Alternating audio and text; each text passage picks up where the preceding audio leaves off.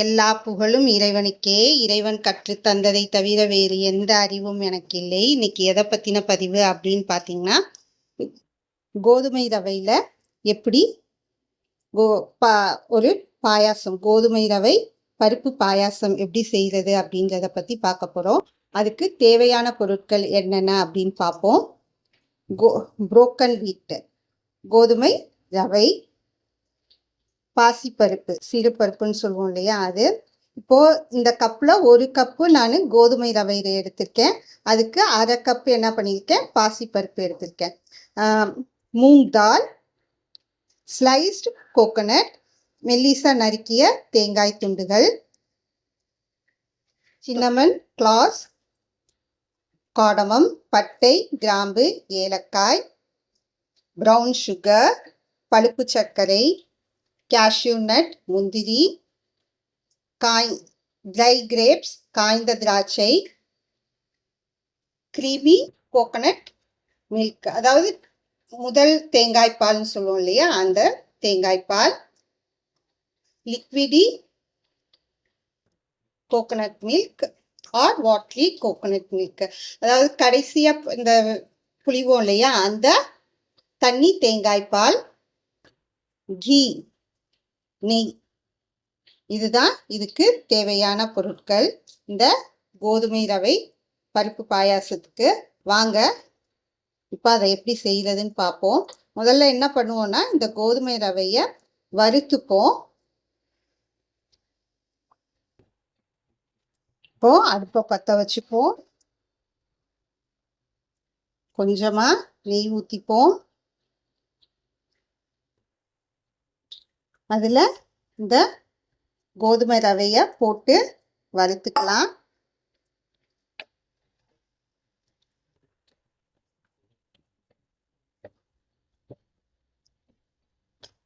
வறுத்துக்கிட்டிங்கன்னா மணமா இருக்கும்.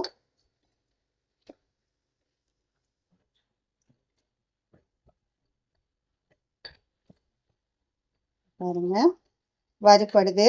உங்களுக்கு எப்படி வறுபடுதுன்னு தெரியும்னா, இந்த கோதுமை ரவை இருக்கு இல்லையா, அதெல்லாம் கொஞ்சம் கொஞ்சமாக வறுபட்டு பொரிஞ்சு வரும். இப்போ பாருங்க, இங்கெல்லாம் வந்திருக்கு பாருங்க, இங்கெல்லாம் அது மாதிரி பொரிஞ்சு வரும். கொஞ்சம் அந்த பொரிஞ்சு வருது அப்படின்னு பார்த்தீங்கன்னா, வெள்ளை நிறத்துக்கு அந்த கோதுமை ரவைகள் மாறி இருக்கும். அப்பவே வறுபட்டுருச்சுன்னு அர்த்தம். பாருங்க, வறுபட ஆரம்பிச்சிருச்சு.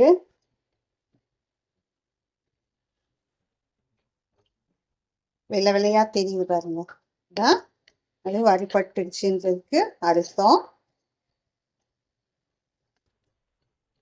இப்போ நல்லா தெரியுது, நிறைய இருக்கு பாருங்க. இப்போ என்ன பண்ணுங்க, இறக்கிடலாம். இப்போ வறுபட்ட மணமும் வந்துருச்சு. இனிமேல் விட்டோம்னா தீஞ்சிடும், அதனால இறக்கிப்போம். குக்கரை கழுவி வச்சுக்கலாம். இப்போ வறுபட்டுருச்சு. இப்போ குக்கரை வச்சுக்கலாம். தண்ணி தேங்காய் பால் வச்சுருந்தோம் இல்லையா, அதை ஊற்றிப்போம். பாருங்க எவ்வளோ தண்ணியாக இருக்குது. அந்த தேங்காய் பாலை ஊற்றி தான் இப்போது இந்த கோதுமை ரவையையும் பருப்பையும் வேக வைக்க போகிறோம். ஊற்றியாச்சு. பருப்பை களைஞ்சிக்கலாம். பருப்பு களைஞ்சாச்சு. பருப்பையும் கோதுமை ரவையையும் போட்டு வேக வச்சிடலாம். வேகட்டும். உங்கள் குக்கரில் எத்தனை விசில் சோறு வேக விடுறீங்களோ, பருப்பு வேக விடுறீங்களோ, அந்த அளவுக்கு விசில் விட்டா போதும். இப்போ கோதுமை ரவையையும் போட்டுக்கலாம்.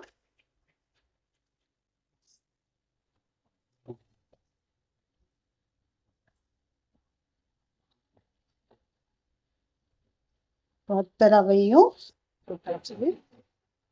இப்போ மூடி வெயிட் வைக்க வேண்டியதுதான். என்ன பண்ணுங்க, ஒரு கிண்டிக்கோங்க. கிண்டி விட்டு மூடி போட்டு மூடி வெயிட் வச்சிடலாம். மூடியாச்சு. இதுலேருந்து காற்று வெளியேறட்டும். அதுக்கப்புறம் வெயிட்டை போட்டுப்போம். இங்கே பாருங்க, ஸ்டீம் வர ஆரம்பிச்சிருச்சு, ஆவி வந்துருச்சு. இப்போ வெயிட்டை வச்சுப்போம். வெயிட் வச்சு சவுண்டு வரட்டும். விசில் வந்துருச்சுன்னா அடுப்பை சிறு தீயில வச்சு கொஞ்ச நேரம் வச்சுட்டு அடுப்பை அணைச்சிடுவோம். உங்கள் வீட்டு குக்கருக்கு எப்படி வேகுதோ அதுக்கேற்ற மாதிரி வச்சுக்கோங்க, வேக வச்சுக்கோங்க. இப்போது இது வேகட்டும். 4 விசில் வந்துடுச்சு. இப்போது சிறு தீயில அடுப்பை வச்சுப்போம். வச்சு கொஞ்சம் நேரம் வேக விட்டு அடுப்பை அணைச்சிடுவோம். இப்போ பாருங்க, கொஞ்சம் நேரம் ஆயிடுச்சு. இப்போ என்ன பண்ணுறேன், அடுப்பை அணைச்சிடுறேன். இந்த ஆவியெல்லாம் அடங்கட்டும். அப்போ தான் வெயிட்டை எடுத்துட்டு குக்கரை திறக்க முடியும். இப்போ அடுப்பை அணைச்சாச்சு. கொஞ்சம் நேரம் கழித்து குக்கரை திறப்போம். இப்போது வெயிட்டை திறந்து பார்க்கலாம். வெயிட்டை எடுத்தாச்சு. இந்த பாருங்க, நல்லா வெந்திருக்கு. எவ்வளோ தண்ணி ஊற்றணும், அதாவது நம்ம அந்த கப்பில் ஊற்றணும் இல்லை, கப்பு இருக்கு இல்லையா, அந்த கப்பில்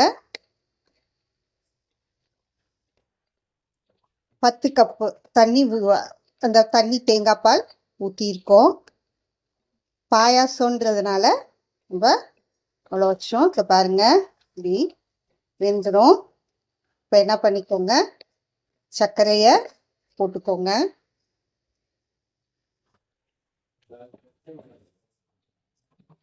அடுப்பை சிறு தீயில வச்சுக்கிட்டே சர்க்கரையை போடுங்க. அப்புறம் தேங்காய் பாலை ஊற்றிப்போம். உங்கள் வீட்டில் சர்க்கரை எவ்வளோ தேவையோ அதுக்கேற்ற மாதிரி போட்டுக்கோங்க. அதிகமாக தேவைப்படும், சிலருக்கு கம்மியாக தேவைப்படும்.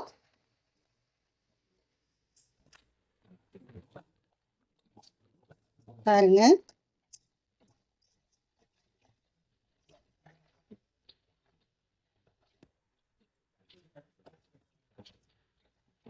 இப்போ தேங்காய் பால், முதல் தேங்காய் பால் வச்சுருந்தோம் இல்லையா, அதை ஊற்றிக்கலாம்.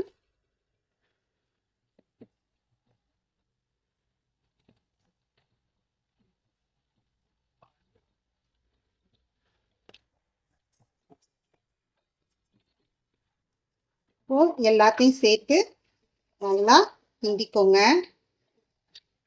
சில சமயம் குக்கரோட மூடியிலலாம் இது அந்த பாயாசம் வந்து ஒட்டி இருக்கும். இப்போ என்ன பண்ணுங்க, கொஞ்சமாக தண்ணி ஊற்றி அலசி ஊற்றுங்க. பாருங்க, சர்க்கரை இதெல்லாம் போட்டு நான் கொஞ்சமாக தண்ணி ஊற்றி அலசி விட்டுருக்கேன். பாயாச பதத்துக்கு வந்துடுச்சு.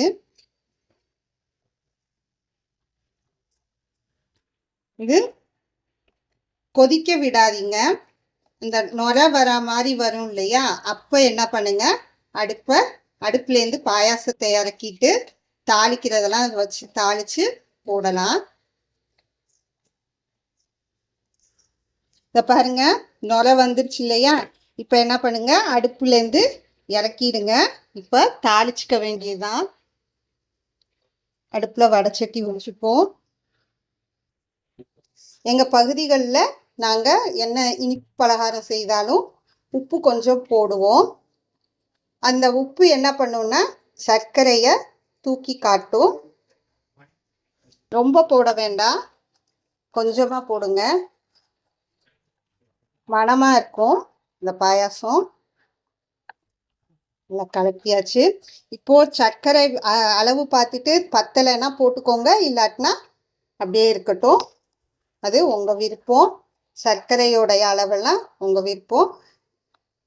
இது தண்ணி வேக வைக்கிறதுக்கு பங்கு எப்படின்னா, 1 பங்குக்கு 10 பங்கு தண்ணி, அது மாதிரி வேக வச்சுக்கோங்க. அது மாதிரி தான் நான் வேக வச்சேன். இப்போ பார்த்தீங்க இல்லையா, அது வேக வச்சப்போ எவ்வளோ கெட்டியாக இருந்தது அப்படின்ட்டு. அது மாதிரி தான் இருக்கும். அதனால தான் ஒரு இதுக்கு 10 பங்கு தண்ணி வைக்க சொல்லுறது. வடைச்சட்டியில் நெய்யை ஊற்றிக்கோங்க. பட்டை, கிராம்பு, ஏலக்காயை போட்டு வெடிக்க விட்டுருங்க. இப்போ நறுக்கி வச்ச தேங்காயை போட்டுப்போம்.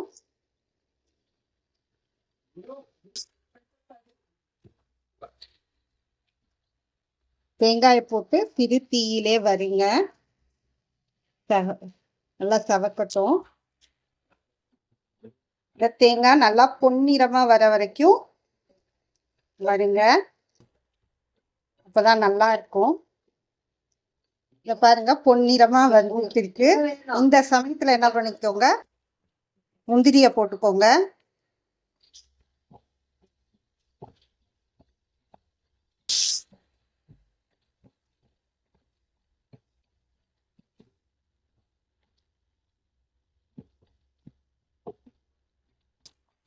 வர அந்த தேங்காய் பொன்னிறமா வரப்போ முந்திரியும் போட்டீங்கன்னா முந்திரியும் அந்த தேங்காவும் ஒன்னா பொன்னிறமா வர்றதுக்கு சரியா இருக்கும்.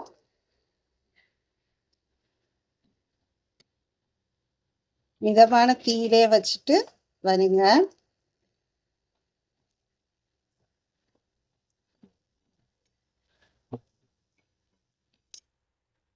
முந்திரியும் சவக்க ஆரம்பிக்குது.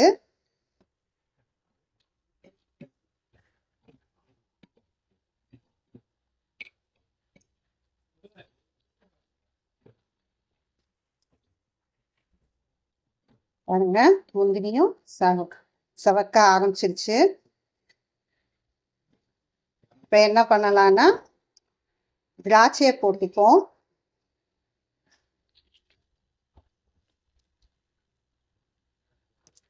பாருங்க, திராட்சையும் போட்டு திராட்சையும் உப்பி வர ஆரம்பிக்குது.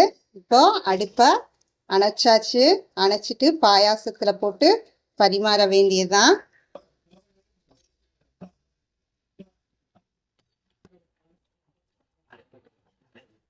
பாயாசத்துல போட்டாச்சு.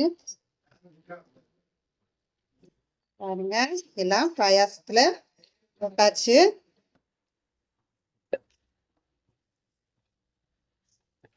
போட்டு நல்லா கிண்டிக்க வேண்டியதுதான். இப்போ கோதுமை ரவா பருப்பு பாயாசம் தயாராயிடுச்சு. இப்போ ஊற்றி பரிமாற வேண்டியதுதான். கொஞ்சம் தான் போட்டோம். பாருங்க எவ்வளோ பாயாசம் வந்திருக்கு அப்படின்ட்டு. ஒரு கப்பு தானே போட்டோம், இது நிறையா வந்துடும். அதனாலதான் ஒரு கப்பு போடுறது.